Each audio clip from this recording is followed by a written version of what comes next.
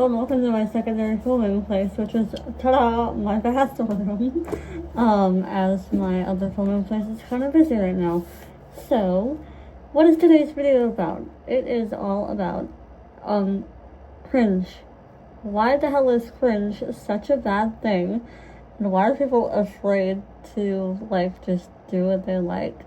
And how do you, allow yourself to have fun and allow yourself to be cringe, because you are severely limiting your own enjoyment of life if you're constantly being like, oh god, people will think I'm cringe. I can't be perceived as cringe. And it's crazy how much, especially online, I feel like it's worse online, but still it's a big thing in real life too. People are just if it's not the socially acceptable or most liked kind of thing, and you're into slightly weirder things, you're immediately ew. People will treat you so fucking weird, I think some of it is honestly people associating things with autism and fandom culture is off-putting to some people. But if your own fear to share the little parts of yourself that you think might be judged by others, to the point where you will not share any of that and just try to fit in as a bland ass person, you're just gonna be a bland ass person. Sorry. But I wanted to go over a little bit, how do you go from trying to fit in so badly, or trying to want to fit in so badly, to understanding, oh wait, God, why should I even care about what people think of me if it's gonna not let me do what I want to do and have fun with my life, And I'll tell a little bit of a personal anecdote, because growing up facially different, I have golden hair syndrome, for those of you who don't know. I had a lot of stares, and I still do get a lot of stares. And so I would try to fit in to the best of my ability by literally, when I was younger, my face was more noticeably different than it is now. But I literally on purpose grew my hair and flipped it over, did a side part, and hid my left side of my face. And when I was younger too, I still had a hearing aid like this, but I made sure it was the same color as my hair so people wouldn't know that I was any different, and so I wouldn't get judged for it. Oops. Bumping into the shower. And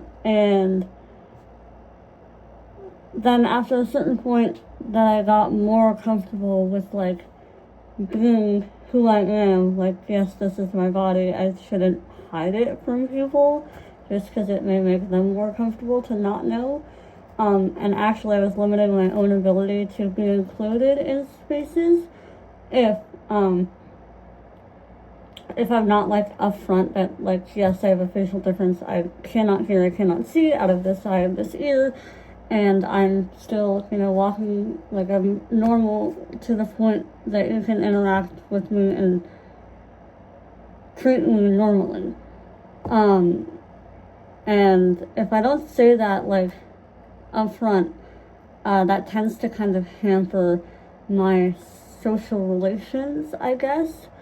So, even just doing the self-acceptance there was really helpful. But back to the point of the story, that there was a lot of factors, but it started with me trying to hide my face and trying to fit in, and I was and am still, mostly was a big My Little Pony watcher when I was younger, and I literally was the target demographic for this, okay?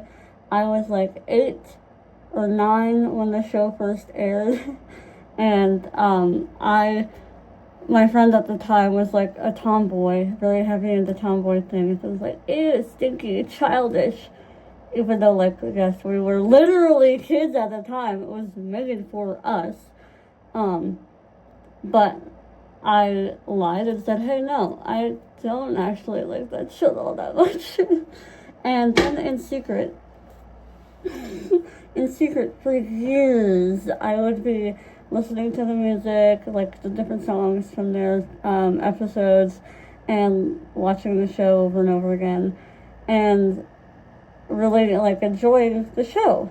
But I never let anyone saw that because it was cringe, and I wanted to be normal. And, like, different instances of that. I know everyone has done things like this, too, because you don't want to be perceived weirdly or whatever the hell. And, it just, after a certain point, it gets boring. It gets boring and upsetting to kind of, like, keep stopping yourself from, like, sharing the real you to the point where you even lose yourself, like you don't even know what you like anymore. And if once you, like, turn off all the noise and unplug from people for a bit, you take a step back and you're like, what do I even like? Like, you get so busy with trying to keep up with other people, enjoying what they like, so you would be liked, and not be thought of as, like, a weird outcast, that you lose yourself. You don't even know who you are anymore. And it's like, it's so much funner to be yourself, despite, like, if you deal with people who are allergic to fun, because those people definitely do exist. As long as you're, like, truly being yourself, that's the best anecdote, or the best antidote to any problem you're having, honestly. But how do you get from one point, like point A to point B, from trying so hard to fit in, and then finally being like, Jesus, why am I doing this? Like, can I have fun, please? And then deciding to full force just be you and do what you want to do and enjoy being yourself no matter what people think or say. And if I'm being real, that point may just be different for everyone. And it may just come after a lot of pain, and it takes a lot of discipline to, like, stop and notice every single time that your brain starts to be like, oh, wait, don't share that because that can be viewed as bad. And slowly but surely over time, you'll start to kind of, like, come back into yourself a bit more, and be able to share the things that you like, and you'll find the people that you actually enjoy being with more once you do this. Well, I'll share the story of how I decided and have made that choice to, like, now be myself unconditionally. And I'll be clear, the journey is not ever, like, over, at least for me yet. We'll see how that goes, but it is not, like, an easy thing that you can just decide, oh, wait, and then it's all done. At least for me, it has taken a lot of discipline and kind of a few different rounds of doing really good for a while, and then something happens and it kind of goes downhill and you start hiding yourself again out of fear. Typically is what happens there. And then you kind of come to realization and you're like, oh wait, I actually want to keep being real, and then you do it again. So the point for me is like, just growing up with a facial difference and being autistic and in the LGBTQ community, there are a lot of people who have a lot to say about that, and there's a lot of fear that can kind of eat away at you constantly, and that's really what was happening with me a lot of the time. Is it started, like, when I was 8 years old. I had my first, like, major bullying experience where I was kicked in the back starting to have my hearing aid, like this $8,000 fucking dollar tiny thing that's on my head right now. $8,000, by the way. Thrown into the street. Told no one liked me, that I looked weird, and then kept like fucking flopping her little fucking gums every time I tried to de-escalate or walk away, and then she finally fucking rooster kicked me in the back. Little bitch. God. Anyways, that kind of jump-started my entire thing of, oh god, people have a problem with me. I better try to fix that. And it's not anything I can fix. It's not like I can suddenly not have a fucking facial difference. But after that, and then after having continued social struggles for a multitude of reasons, a lot of it was just because I was scared as fuck of other people and thought that everyone was judging me all the time because of that one girl and the stares I would constantly get. And then I found out I was autistic too. So, and then I'm also, like, the LGBT stuff doesn't really strike a whole lot of fear into my heart the same way. But, you know, I know it does for a lot of people.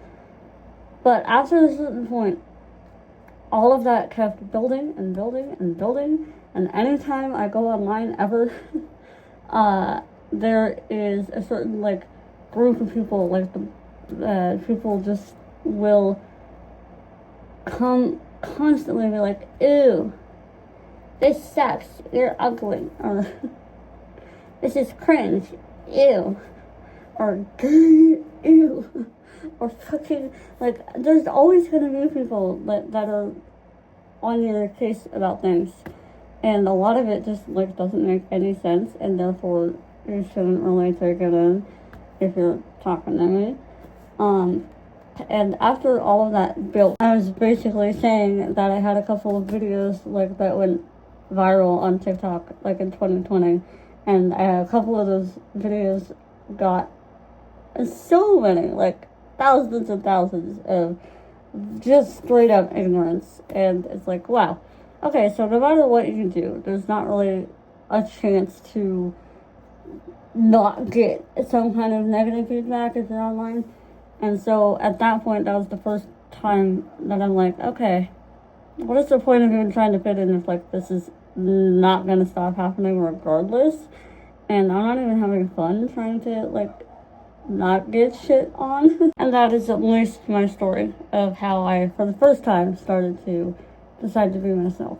And it's been a couple of up and downs since then, and I'm still working on it, but that is my story. And I hope that it has been helpful to anyone who has, it's like on the verge of possibly being there, coming to that point of accepting all of the cringeness of yourself. And yeah, hope to see you around. Thank you for watching. Have a good one.